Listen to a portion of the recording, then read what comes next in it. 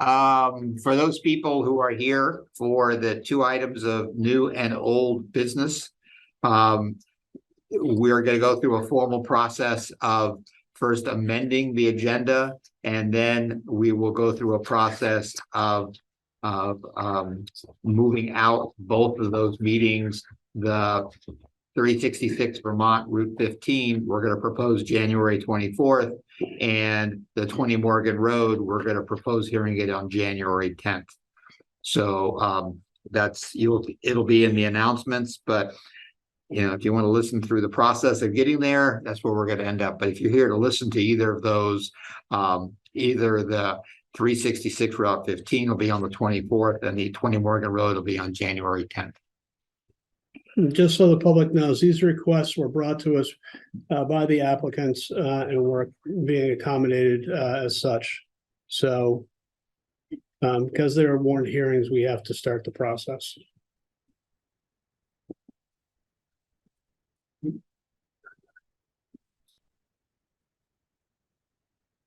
You can get going if you want. Okay. So, hi, I'm Jeff Ewert. Today's December 13th. We're going to start the DRB meeting. As I said, the two items on new and old business will be deferred till later. We will be talking to people about the DRB membership and approving some minutes later. These proceedings will be conducted in an orderly manner consistent with the DRB rules of procedure. Copies of those rules of procedure are available, but we'll walk you through the process. You don't need a copy to participate. I would at this point request disclosure of any conflict of interest or ex parte communication. None. Hearing none, we'll move on. So do we talk about interested parties? And I think I can skip the interested parties because we're not going to be having any. We're not going to be taking public testimony. We're not taking public testimony. Yeah. Okay.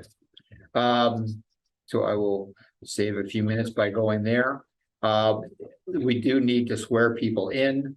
I will say the oath, and if you will be talking tonight, we'll ask you to say I do. I hereby swear that the evidence I give in the case under consideration shall be the whole truth and nothing but the truth under the pains and penalties of perjury. I do. Okay. So I have a request for the board's approval to change the agenda. So we are going to move the interviewing of prospective DRB members to the end, so that we can take care of the deferral on the two business items. Is that okay? All right. So the first item, Rick, are you talking to that one? Yeah, yeah, come on up, Rick. Yeah. You just introduce yourself and basically, you can inform the board of the request and then they can make the motion. My name is Richard Hamlin. I'm a professional engineer. I'm here to represent the applicant. As we've discussed with staff, based on some concerns that have been raised by the adjacent community, we're requesting a continuance to give them a chance to review and comment on the final plan, plat and site plan applications that'll be before you. Based on our schedules, the preferred date would be that January 24th date for the continuance, if that works for you folks. Okay. Could I have a motion to continue? Make the motion to continue. Second. Okay. Say aye. Aye. All right. We have a motion that's been approved to continue this item to January 24th. Thank you very much. Thank you. Thanks, Chris. Now, He's walking in. have a good holiday. Tell Greg the same. See you next year. Jim, you're up. Jim, you're up. You want to come on up front? Hey, Bill. Good.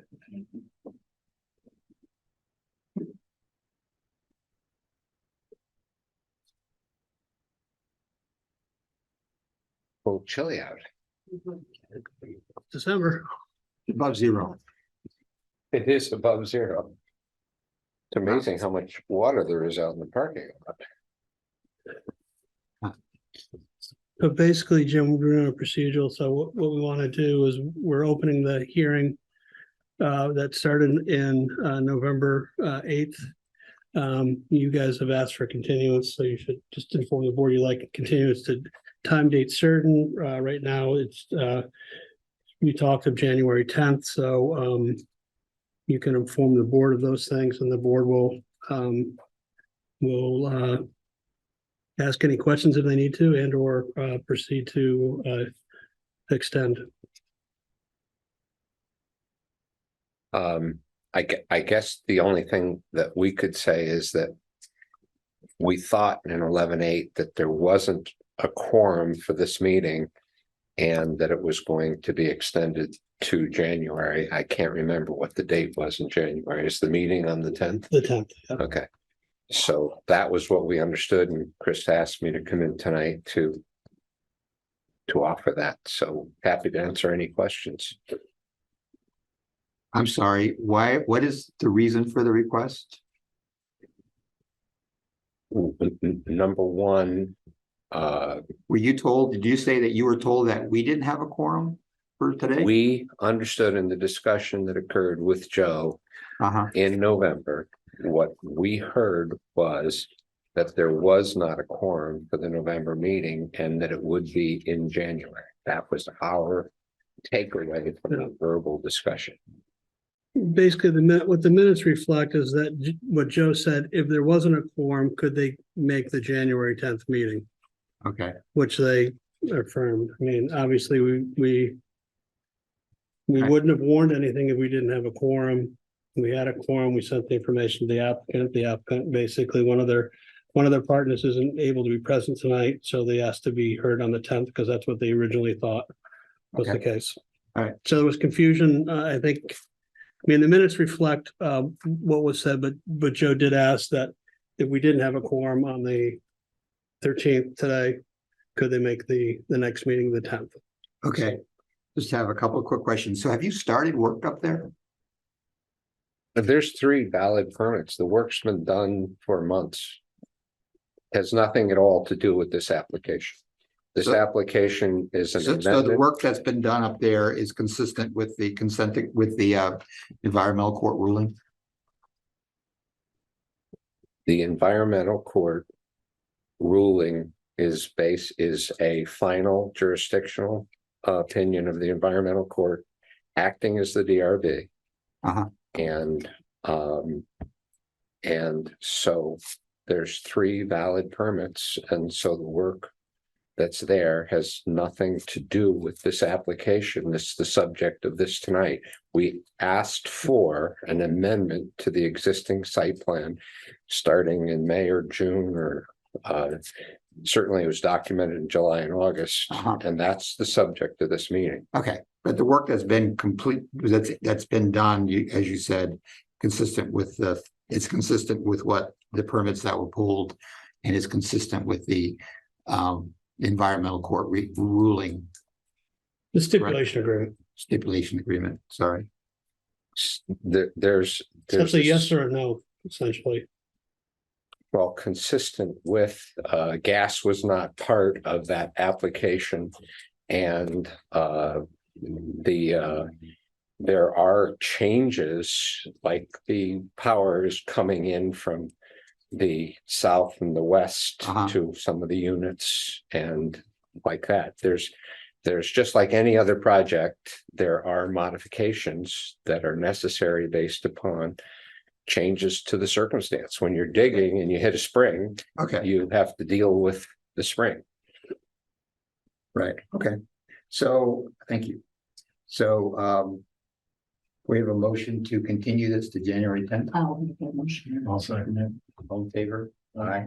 Just so people are aware, which I think they probably are. What's in front of the board is not an application. What's in front of the board is an appeal of an administrative determination. So there's not application material that you would traditionally see. or be presented, but basically what will be presented is the reasons for appealing the administrative decision and reasons for why the administrative decision was made. That's what will be discussed. Thank you. Yeah, the only clarification is that we made application. And the application as presented was rejected by the zoning administrator, and that's why we're here. We'll be discussing that on January. Yeah. Thank you. Okay. So. Matt, since you were here, I'll warn the new DRB members that we don't normally move so quickly. yes, Matt, since you were here first, why don't you come on up, you can introduce yourself and tell us about you and why you want to do what you want to do, and Sure. and the board can ask questions. And so the way the process works, basically, they've expressed interest. You'll interview them, and then the board will forward their name or not forward their name. If their name's forward, then basically it gets given to the select board. The select board will go through the process. Whether they want to actually meet with you in person or not, then they would make the appointment at one of their meetings. So that's how the process would We work. have one regular opening and two alternate openings. Yeah. So what we're looking for basically, what we're looking for is to have a sitting member and an alternate at this point. So there you go. All right. So my name is Matt Brouillard. I've lived in Jericho since 2018. Kind of lived all around Chittenden County and settled in Jericho. Really liked the town. And I'm a real estate agent and a contractor. I've done some DRB with Burlington, gone through the process with development with them. Currently going through some with Heinsberg. So I saw that there was an opening and I just kind of got interested in it and thought it would be a good learning tool and just to get involved with the town, basically. Now, do you think there might be some conflict given that you're in real estate? There may be potentially, there may be some times where I have to sit out on some things, but I don't think it should be too much of an issue as of right now. I'm just curious, have you looked at our regulations? Yes, yes. Yeah, I've kind of gone through them. As always, I'm always looking for an opportunity or something. So, and living in Jericho, it'd be nice to have a project close by. Just haven't found anything that suited my needs yet. So, Are you interested in the alternate position or the? the sitting one, I think. Yeah. Cool. Yeah. No. So, No.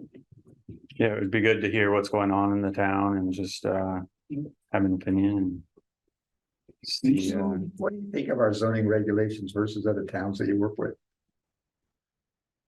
it's a little bit different here because there is no municipal sewer, so things are a little bit tighter. But I think that overall it's about the same, Uh-huh. Obviously there's more restrictions when you get into Burlington area. They just have a lot more details that they're focused on. Well, it's good that you have that experience because you'd be aware of, things that are state regulations versus our regulations, and you've worked with sets of regulations before. That's certainly a big bonus, And it's great that you like Jericho. It's a good place to Yeah. see things and, help the process along. So you worked on sales that involve on developments, undeveloped properties, stuff like that. Yeah. So that's where you got a lot of insight zoning, Yeah. So not just selling existing houses. You might be involved in a vacant property or a subdivision or something like that. Yeah. You got familiarity with that. yeah. So just curious, do you think there's anything that Jericho is doing particularly well, or maybe something that we're not doing well, recognizing that we're not the planning commission, we don't do that, but. Yeah, just the lack of housing but it's evident everywhere, and just I think a path forward to make more housing for everybody, but it's tough with not having the sewer capacity, you're limited by the soils that surround you. So, there may be some properties that are wide open and would be perfect, but if you can't dispose of the wastewater, then you can't really do anything with it. That's my answer. Yeah. It's always a way. It's a good board, we have Chris keeps us under control. The select board generally works well with us. The planning commission that actually writes the rules, they're fairly receptive to, changes that when they misword something or something becomes difficult. Mhm. There's a big push to try and do affordable housing in Jericho. It's a very difficult thing to do, Yeah. but yeah, it's a good board. We haven't had a fist fight in a long time. No, we have not. Well, that's a good thing. Yeah. Do you have questions for us? I think Chris answered some of them before. I think the only thing was, I was curious, how many applications you usually go through at a DRB meeting. Tonight it was 2, but they're forwarded to, 2 is a typical number. yeah.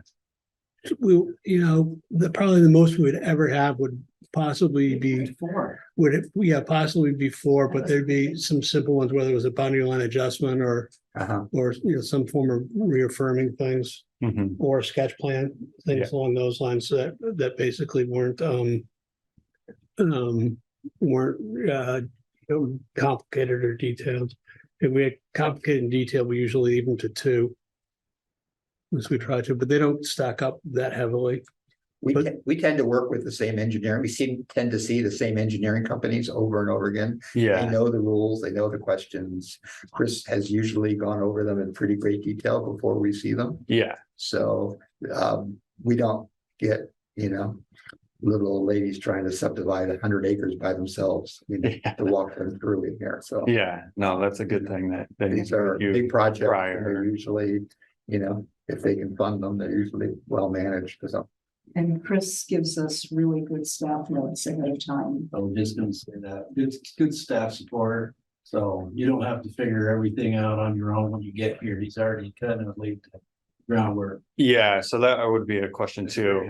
Say somebody had application and you had written your review notes. What are you doing prior to the meeting to review all of I that? don't do anything. No. I'll let Phil take that question. He does the best job of it. Well, obviously read the staff notes, and then on the website, you have the application materials. Yeah. So the cover letter and some of the other stuff, we review that. I really like looking at the project on Google Maps so I can get a better sense of where it is. Mhm. There have been times that we've done site visits. Yeah, some towns require it, like everything, but he'll know in his staff notes, he'll highlight, he'll say this needs to be discussed, this particular section. Yeah, So, because a lot of them are straightforward, but they'll alert you to that. And then you could check into that before coming here. So, so when you get an application and there's some, I guess, if there was like a line that wasn't particularly right and you had noted it, you discussed that here at the DRB. Oh, well, we would ask the questions and try to get clarification from the applicant.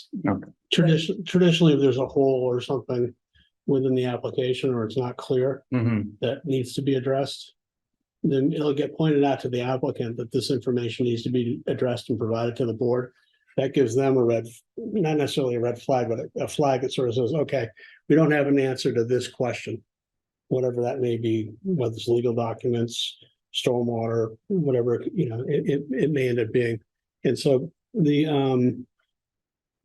there have been applicants who basically don't think the board needs to know that stuff and becomes a longer, curvier, bumpier road. And there are other times where it's, the reason you don't have the legals is because they haven't been drafted yet or things along those lines. So those things get called the staff notes.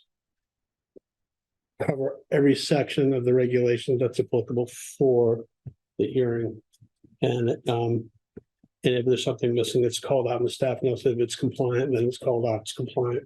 And since the sections that are relevant are pointed out in staff notes, if we're not sure, we go to the regs. Are you ever put on the spot with the regulations when there's an applicant here? Sometimes. Yeah, there are the occasional. So you have to go through, look it up? Yeah, Okay. I mean, I always have my laptop here, which is great because I can find the. We would normally Yeah. have our That's not- regulations in front of us for a meeting, but we just Yeah. need them tonight. Yeah. Right, so we normally hear everything twice. Mhm. We ask them to come in with a preliminary, a sketch, we call it, a sketch Yeah. review. And then we bring up whatever questions that we have. So then they come back with a final and talk about their solutions, Chris has already seen them, and then, we have our questions usually answered in that two-part process. The idea of the premise basically is when they get to final, everything's been covered and answered, Yeah. and it's pretty much just double checking things. An example like tonight with 366 from Route 15, that's a final, and that's a project that they're proposing almost 100 lots. We're looking at phase one of approximately 20 lots and some mixed use, but it's been gone through and vetted. So it's a lot of the things are covered, but I mean, there's still a lot more review that's needed for that scale inside the project outside of the municipality. Mhm. So. But it's been, that's been a project that's been in the works for a few years now. Yeah. And it's the largest we've seen in a very long time. Yeah. I mean, things of that nature take a long time to go through every detail and, make sure it's what meets the regulations and. But applications are driven by the applicant. If they put together a good application, there's no reason it needs to take a long time to go through the process. If they don't, we have to sort of guide them as to where there are holes. It can take a long time. Mhm. So the idea is for us to be able to approve the project. Yeah. Not deny the project. Get further with yes than you do no. Yeah, that's a good point. We're here to guide the project, not really to deny the We're project. here to listen to concerned neighbors if they have a legitimate, So it can be contentious. yeah, I mean, they have to present evidence, factual stuff, right? Yeah. So, But we also do let people back to bed, exactly. not too much. Okay, Great. thank you very much. Yes, thank you.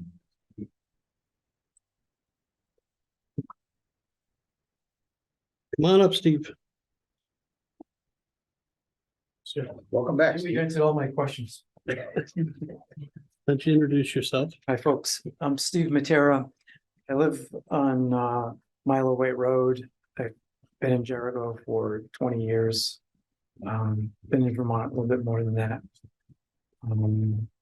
Have a long previous career in high technology. And so most of the 20 years I've been here, I was quite busy with that.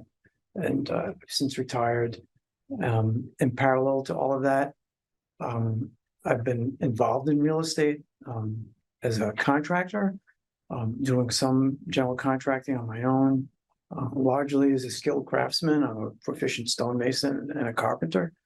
So as of late, I'm around town doing small projects for folks.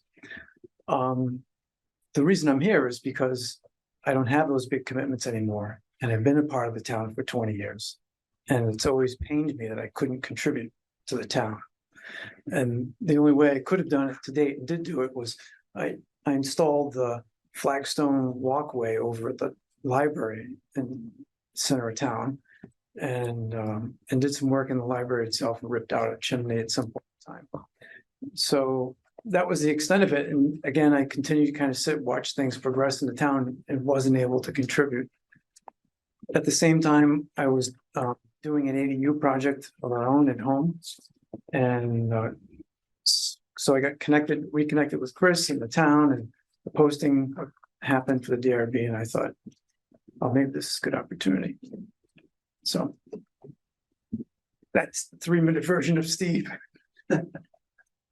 So I should say question, what do you think of our regs? There's a lot of stuff, like I've been through the paperwork, and the regs, and I don't have any judgment or reference point to compare them to. So from my standpoint, it's, I guess the only reference would be, do you like what you see going on in town, yeah, right? well, There's not a lot of development going on, but you know, I see something. I know like, what the Dollar General, that's Jericho, that was like a big deal back. yeah, That was probably one of the most contentious, right? that you guys had. it seemed A from, long time ago now. I was on the planning commission. Okay. from the outside looking in, yeah, just. Yeah, there's a mixed bag of stuff, yeah, but yeah. But, It's allowed. yeah, no, Right. no, housing, yeah, housing's a big issue now, lack of. Yeah, Wish we could get more people to do ADUs, but unless we have septic, it's gonna be hard to do, you know, infill's hard without town sewer. you know. It's been a very hard project. I would love to have somebody debrief me on lessons learned. Uh-huh. We started during COVID, and then the complexity of the project plus COVID just triple the forecasted expense. It was incredible. How hard was it to get the septic approval for the extra capacity? From my standpoint, Yeah. Jeff, it was extremely difficult. The Yeah. state took us through, yeah, exactly, just, Calm down. we, Calm down. we had, I'm just kidding. no, we had used folks were involved in the house previously, Uh-huh. engineering wise. I don't fault them. The state engineer, I think, took us through the ringer Really? in terms of not the wastewater side, because we had that covered. It's the supply side. So the well became a focal point. I had to tell somebody today, they have an existing well that wasn't constructed per today's standards, so they have to drill another one for their ADU. You know, it's the water now, so it always septic, yeah. Yep. Agreed, no. So people understand here as well as out online. There is our regulations do not prohibit, restrict ADUs. The state has changed the law. The whole night. And basically, you know, if you had a condominium association and you wanted to do an ADU, association doesn't rule out anymore. State law allows you to do an ADU, but you still need to follow the rules, and that's dealing with water and wastewater and those types of things. So that hasn't gone away, but the ability to do an ADU in Jericho, as long as you can check those two boxes, It's a breeze. it's a breeze. Yeah, that's I agree. And basically. it needs to be a Yeah. breeze everywhere. Yeah. I So agree. there's a few little limitations that primarily deal with a site that are more state regulated. But from a town regulation standpoint, anything that exists now, or people want to do, it's an easy process and it's allowed. So just curious, there are probably other vacancies in other committees and commissions. Why the DRB?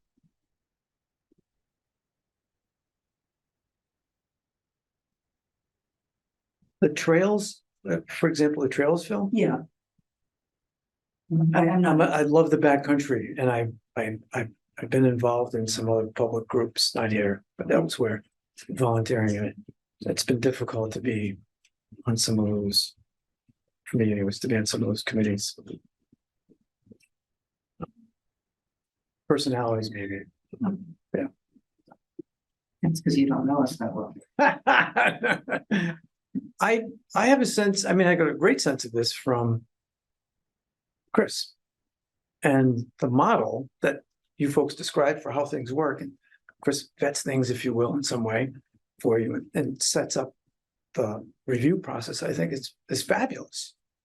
And Matt's question about, I think, how things work within the group, I think is also very important. I don't know if it's, so maybe I can ask, like, once something does come to you for draft or final, are you working solo independently up to that meeting, or offline between the meetings? Are you folks sitting and going through stuff. That's one of the first, we can't, it's a open meeting law, so we can't discuss So you these items can't. beforehand. Gotcha. So we, at the end of every meeting, we would go into executive session and have the discussions there, but the discussion was You know, in a deliberative session. deliberative session. Deliberative session, thank you. Okay. That's where we discuss and have our opinions back and forth. But yeah, beforehand, we're on our own. I mean, we can ask Chris, you Yeah. know, I had looked at this and I'm not sure that makes sense. If the board members have questions prior to a meeting, you know, I'll answer them, or if an applicant provides additional information, that'll get provided and commented if need be. The board will deliberate, and if we continue the deliberative session, that's gonna be a week later or whatever, maybe it's, you know, Phil can't give Justin a call and sort of say, well, you know, you were making a point this way, you know, what do you think about this or that? They've got to not talk, you know, of the project until they come back and deliberative. Then when that gets reopened, then they can have that open discussion, but they can't have it offline. Okay. We don't have it offline via email, things along those lines, because we're not supposed to do that. But thank you. I should have known that. I'd worked for the Secretary of State's office for 5 years. There you go. You should have, no.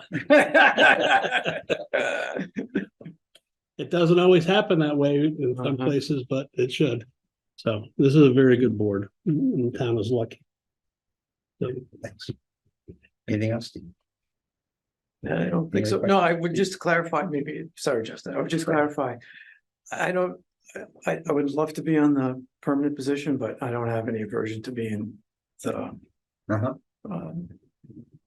what's the term for it? Alternate. Yeah, the alternate. and the nature of the alternate, I don't know about it, described it or not, but we have 5 board members. So we try to sit 5 all the time. Currently, we have 4 board members. Obviously, we have 3 sitting. One wasn't able to be here because of commitment. So that's when an alternate would come in.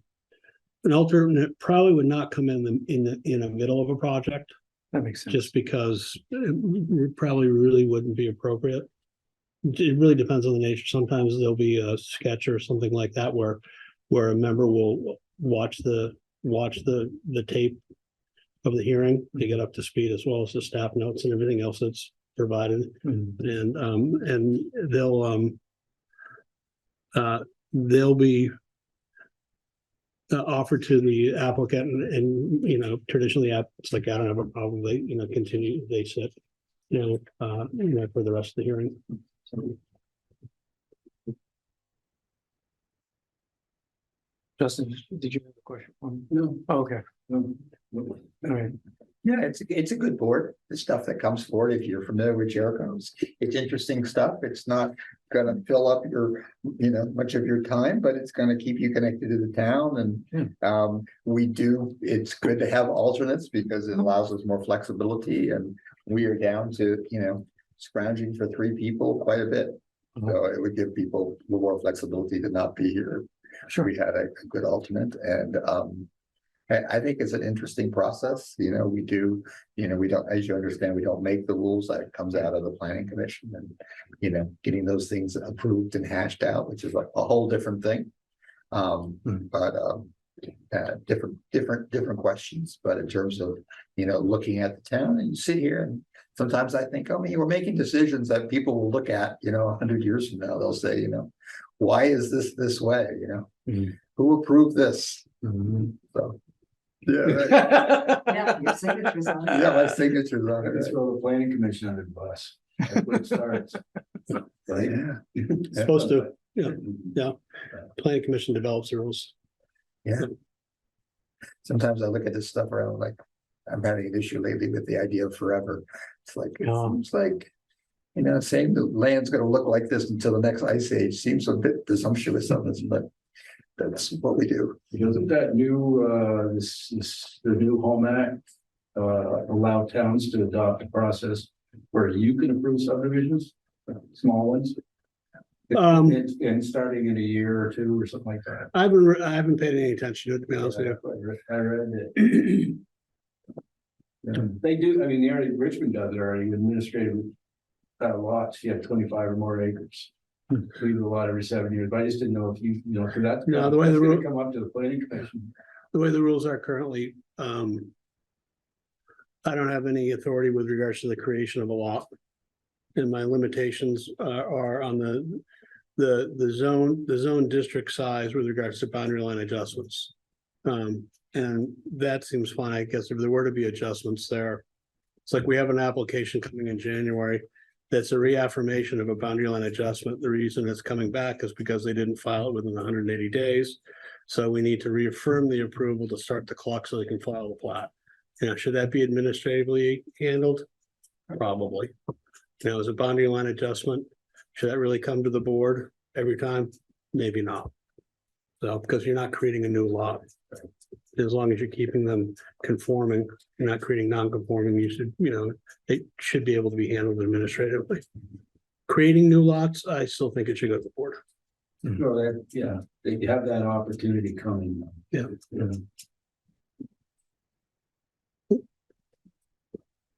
Okay, thanks, folks. Thanks. Thanks, Steve. Yeah. So for you guys, what'll end up happening is the board will talk tonight. I will get information to the select board. I'll inform you as to what the select board's being asked.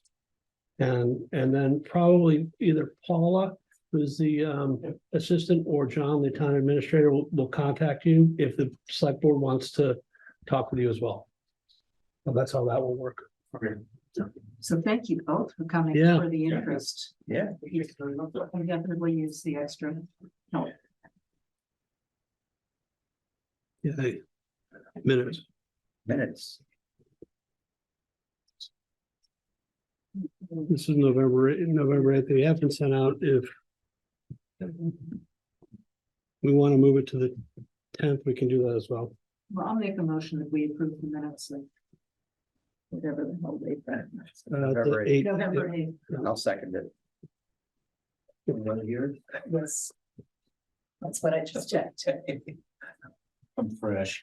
Yeah. Yeah, you were fresh on the board. Getting my feet wet. Okay. So that's it. We're gonna close. So, Matt, we're gonna have to ask you to leave so we can talk. Please. Have a good night.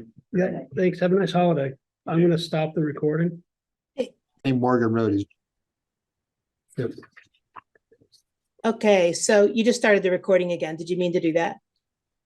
Well, you're asking for clarification. I think it's fine. Oh, okay, Mm. okay. Sorry, I was asking for my notes. So so Jim Carroll is continuation of November 8th. And also the appeal to the DRB by KCS LLC of the zoning administrator's determination. That's all Jim Carroll, right? Yes.